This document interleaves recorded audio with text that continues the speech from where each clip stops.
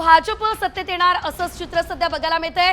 तर एनसीपी अजित पवार यांची एनसीपी 25 जागांवरती चित्र स्पष्ट या ठिकाणी झालेलं आहे। तर शरद पवार यांच्या एनसीपीला, शरद पवार यांच्या राष्ट्रवादीला 17 जागा मिळत असल्याचं सध्या आपण या नकाशामध्ये बघतोय। मात्र या क्षणाची मोठी बातमी सुद्धा येते। आंबेगाव मधून दिलीप वळसे पाटील हे पिछाडीवर आहे। पहिल्या फेरीमध्ये 143 मतांनी हे वळसे पाटील पिछाडीवर असल्याचं बघायला मिळतंय। दिलीप वळसे पाटील हे काही वेळापूर्वी पहिल्या फेरीमध्ये आघाडीवर होते, मात्र सध्या दिलीप वळसे पाटील हे पिछाडीवर असल्याचं बघायला मिळतंय।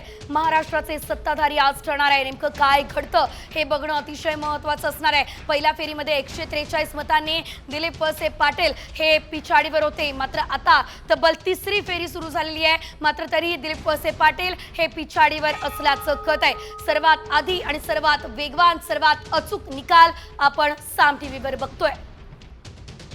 तर सध्या आपण हे संपूर्ण महाराष्ट्राचं चित्र खरं तर बघू शकतोय। तर या संपूर्ण महाराष्ट्र